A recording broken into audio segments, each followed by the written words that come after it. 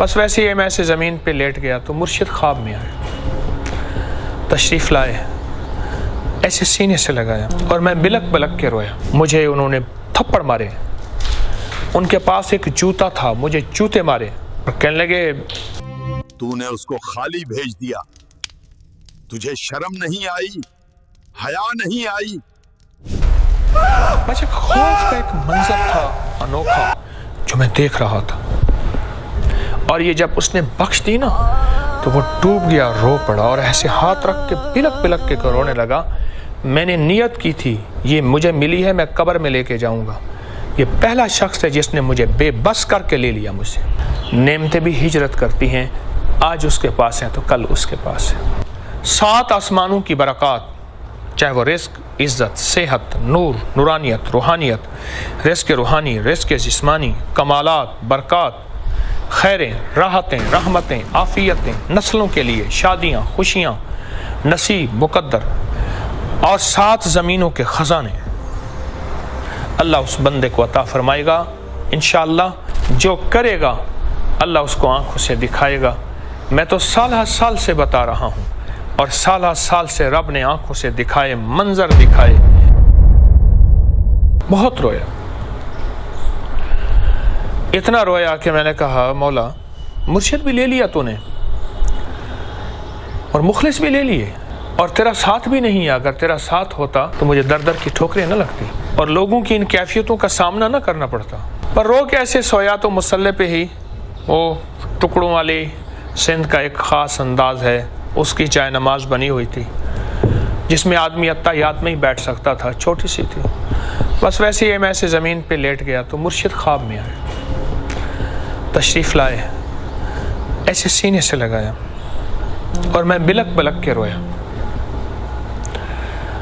فرمانے لگے تجھے یاد ہے تجھے فلاں وظیفہ دیا تھا؟ اور میں ان کے سینے سے لگاؤں اور میں عرض کروں جی مرشد۔ فرمایا اس سے زیادہ ٹھوکروں اور قربانیوں سے مجھے ملا تھا۔ تجھے یاد ہے تجھے میں نے فلاں عمل دیا تھا، فلاں نقش دیا تھا، فلاں تعویذ، ایک ایک چیز دہرائی دہرائی دہرائی۔ اچھا وہ دہراتے جا رہے تھے، میرا غم ہلکا ہوتا جا رہا تھا۔ ان کے سینے کے اندر، دل کے اندر کی ٹھنڈک، خلوص، سچائی، میرے پچھلے سارے چھالے، غم، ٹھوکریں، کانٹے، بھوک، پیاس، جاگنا، بے خوابی، ان ساری چیزوں کو بس ایسے ہلکا کرتی جا رہی تھی۔ تو کوئی بات نہیں، منزل مل جائے گی، بس تمہاری قربانی دیکھنی تھی اور تمہارا جمنا دیکھنا تھا اور تمہاری استقامت دیکھنی تھی۔ ایسی شاباش دے رہے تھے اور کہہ رہے تھے میرے بیٹا تیری استقامت بہت اچھی نکلی، تو جمع رہا، ناگواریوں پہ برداشت کرتا رہا، پریشان نہ ہونا، ہمیں اب اس کی بھی ضرورت نہیں۔ تو ایسا کر صبح یہاں سے چلا جا، اسی بندے کے پاس جا، وہ تیرا انتظار کر رہا ہوگا۔ نیند کھلی نا تو اس اذانے، ایک اذان کی آواز، اللہ اکبر اللہ اکبر، اور اذان بغیر سپیکر والی میرے کانوں میں پڑی، فجر ہو گئی ہے۔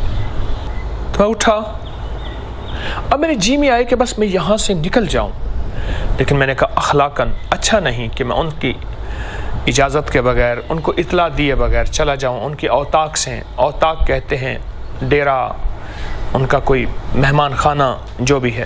میں بے تاب انتظار کرتا رہا۔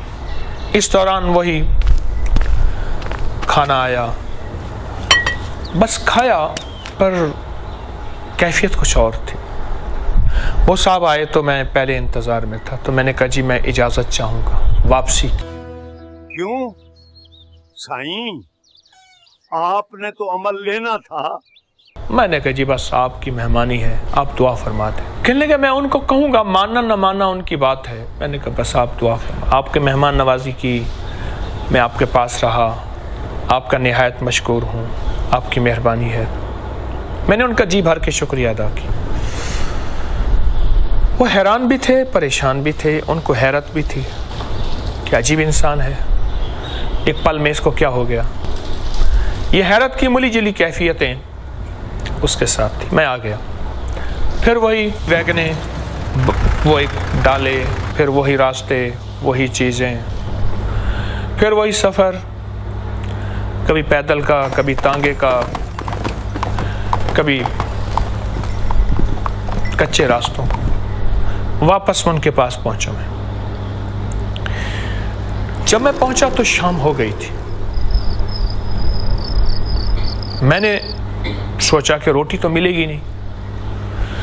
میں نے راستے میں ایک جگہ روٹی کے اوپر سالن رکھوا لیا. رکھوا کے اخبار لے کے میں نے اس کو، ایک رومال تھا میرے پاس، میں نے اس میں باندھ لی. جب میں وہاں گیا تو وہ شخص بے تابی سے میرا انتظار کر رہا تھا.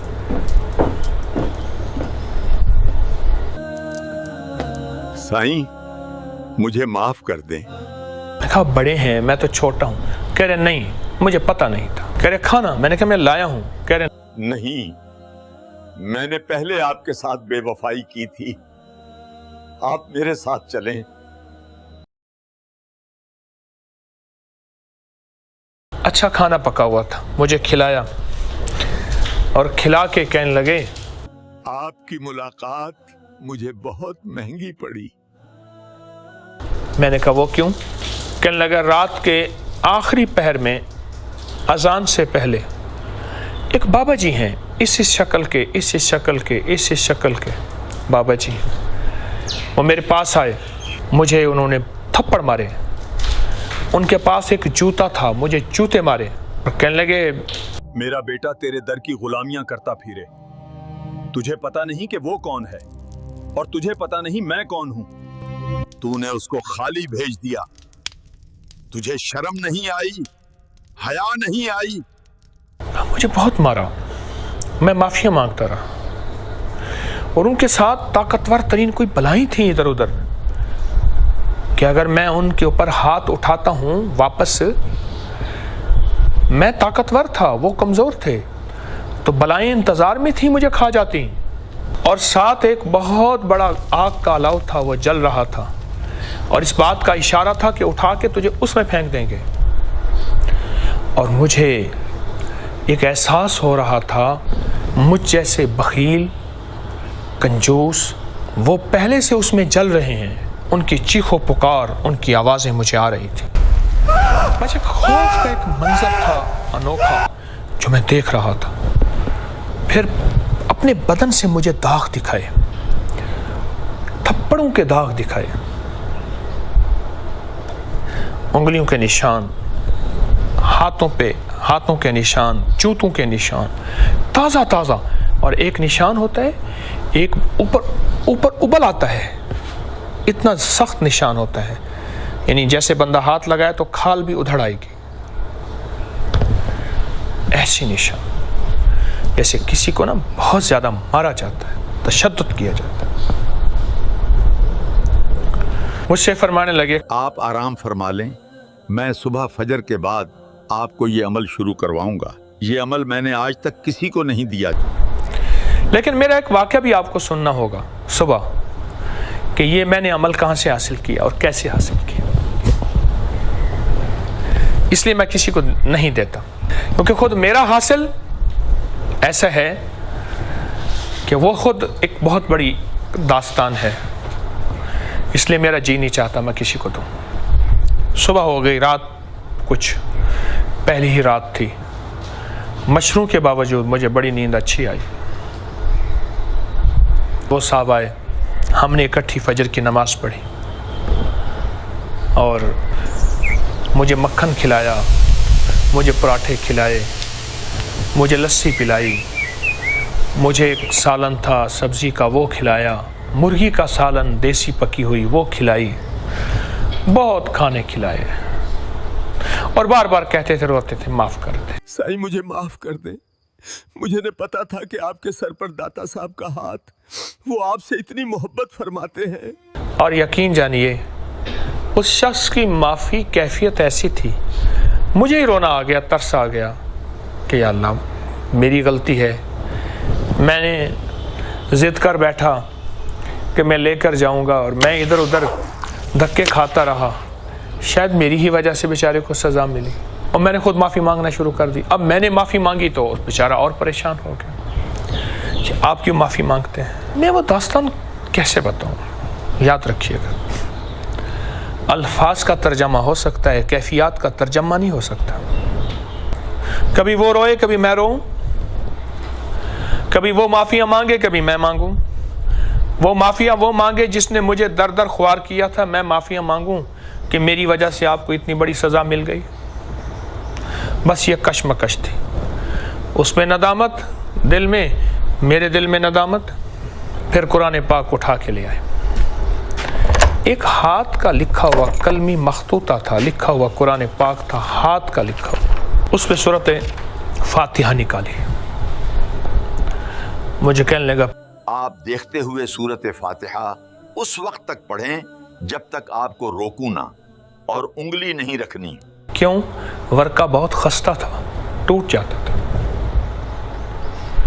میں پڑھتا رہا پڑھتا رہا پڑھتا رہا پڑھتا رہا پڑھتا رہا حتیٰ کہ اشراق ہو گئی، مجھے پتہ نہ چلا. چاشت ہو گئی، مجھے پتہ نہ چلا. 10-11 بج گئے، پتہ نہ چلا. 12 بج گئے، پتہ نہ چلا. سورج سر پہ آ گیا. سورۃ فاتحہ پڑھتا رہا پڑھتا رہا. آخر میرے کندھے پہ ہاتھ رکھ کے پیٹھ پہ کہنے لگا سائیں بس. سائیں میں نے آپ کو سورۃ فاتحہ بخش دی. اور یہ جب اس نے بخش دی نا تو وہ ڈوب گیا، رو پڑا اور ایسے ہاتھ رکھ کے پلک پلک کے رونے لگا. میں نے نیت کی تھی یہ مجھے ملی ہے، میں قبر میں لے کے جاؤں گا. یہ پہلا شخص ہے جس نے مجھے بے بس کر کے لے لیا مجھ سے. اور کہنے لگا سائیں مجھے اب پتہ لگا آپ کون ہیں. میں دل سے دے رہا ہوں، دل سے دے رہا ہوں، اور آپ کی 7 نسلوں کو دے رہا ہوں، 7 نسلوں کو دے رہا ہوں، 7 نسلوں کو دے رہا ہوں. اب آپ سورۃ فاتحہ کے عامل ہیں. اب اس سورۃ فاتحہ کو اگر اب آپ کھانے کے دوران بسم اللہ الرحمن الرحیم کے ساتھ 7 دفعہ پڑھیں گے تو اب لفظ سنیں جو اس نے کہے اور میں نے پائے اور جس کو دیے اس نے پائے. 7 آسمانوں کی برکات من السماوات والارض، اور 7 زمینوں کے خزانے اس سے ملیں گے جو ہر کھانے اور پینے کے دوران 7 بار سورۃ فاتحہ ہر دفعہ بسم اللہ الرحمن الرحیم کے ساتھ پڑھے گا. سائیں یہ عمل ہے، بس یہی کچھ ہے. آپ یقین جانیے جب اس نے یہ عمل دیا، قرآن پاک کو بند کیا اور وہ گھر رکھنے گیا، بہت رویا. مولا تیرا نام اتنی مشکل سے ملتا ہے اور تیرے نام کے متلاشیوں نے کیا کیا قربانیاں کی ہوں گی، کیا کیا مجاہدے کیے ہوں گے. مولا میں نے تو تھوڑی سی قربانی کی، میرے لیے بہت بڑا پہاڑ ہے اور بہت بڑی میرے لیے ایک داستان اور کہانی ہے. میں امام ترمذی کے مزار پہ کھڑا تھا، حکیم ترمذی کے مزار پہ ترمذ میں. ایسے سامنے دریائے آمو تھا، ایسے کھڑا تھا اور ایک دم میری اچانک سوچوں کے دھارے کہاں چلے گئے. کتنے درویش ایسے تھے جنہوں نے دریائے آمو میں کھڑے ہو کر، دریائے آمو روس کے بڑے دریاؤں میں ہے، وہ بہت بڑا دریا، بہت بڑا دریا، اس کے ادھر افغانستان ہے. مولا اس دریائے آمو میں کتنے درویشوں نے چلے کیے، کتنے درویشوں نے تیرا نام لیا، کتنے درویشوں نے اس دریائے آمو کو کشتیوں کے ذریعے پار کیا اور اللہ کی تجلیات اور کمالات دیکھیں. کیونکہ روایات میں آتا ہے دریائے آمو کے اپنا پیندے میں نیچے تہہ میں روحانیت اور معرفت کے خزانے پڑے ہیں. یہ ان کو پتہ ہے جو جانے، ہم نے سنے. اور اگر میں اس سارے واقعے کو بیان کرنا شروع کر دوں تو 2-2.5 گھنٹے کی داستان ہے ناگواریوں کی، اور میں آپ کو سناتا جاؤں اور آپ سنتے جائیں. یقین والے سبحان اللہ کہتے جائیں اور بے یقین کہتے جائیں کہ یہ کیا کہانی ہے، طوطا کہانی ہے اور کیا دکانداری ہے और क्या शौकदेबाजी है। देखो बात सुनो, दुकानदारी शौकदेबाजी तो तब करूं कि ये एक मैं गया था हिमालय के पहाड़ पे, वहाँ एक पत्थर मिला था, उसमें से मुझे एक दवाई मिली थी, मैंने एक दवाई बनाई, एक पुड़िया 5,000 रुपए की है, जो खाएगा वो यूं हो जाएगा, यूं हो जाएगा। या तो मैं अपनी दास्तान के बाद पुड़िया बेचूं और आप कहें कि तू दास्तानें सुनाता है, ऐसा मुमकिन नहीं। या कहानी के बाद कोई तावीज़ बेचूं, या मैं कोई चीज़, कोई नफ़ा, दुनियावी नफ़ा हासिल करूं। मुझे इन दास्तानों के बाद आपसे क्या लेना है? सिर्फ एक बात का एहसास दिलाना है कि कोई चीज़ की बेकदरी ना करना। अगर मुफ्त में मिल जाए और सहूलत से मिल जाए, अगर बेकदरी करोगे अल्लाह नेमत छीन लेता है, हम खाली हो जाएंगे, वो नेमत उठा के किसी और को दे देगा। किसी एक अल्लाह वाले के बकौल ये लफ्ज़ भी याद रखिएगा, लोग हिजरत करते हैं, परिंदे हिजरत करते हैं, नेमतें भी हिजरत करती हैं, आज उसके पास हैं तो कल उसके पास है। सूरत फातिहा अपने हर खाने पीने में, इसके कमालात के लिए इतना कहना काफ़ी है, 7 आसमानों की बरक़ात, चाहे वो रिस्क, इज़्ज़त, सेहत, नूर, नूरानियत, रूहानियत, रिस्क रूहानी, रिस्क जिस्मानी, कमालात, बरक़ात, खैरें, राहतें, रहमतें, आफ़ियतें, नस्लों के लिए, शादियाँ, खुशियाँ, नसीब, मुक़द्दर और 7 ज़मीनों के ख़ज़ाने अल्लाह उस बंदे को अता फ़रमाएगा इंशाअल्लाह।